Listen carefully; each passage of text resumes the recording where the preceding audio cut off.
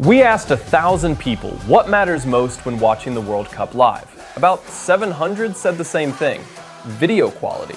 So in this video, I'll show you how to watch the official World Cup live in true 4K on YouTube, totally free. The channel is CazéTV, Brazil's official World Cup broadcaster. It works on your phone, computer, tablet, Apple TV, and Android TV with up to 4K video quality. But it's only available for Brazilian viewers. Here's how to fix it with X-VPN. First, get an X-VPN Premium account. Here are 2 free ways. Number 1, download X-VPN from the App Store or Google Play. You'll get a 7-day free trial. Number 2, join X-VPN Community. We're giving away free premium plans every day during the World Cup, with a chance to win a full year of premium and the champion team's official home jersey. Or if you don't care about the cost, just get premium at the best price on our pricing page.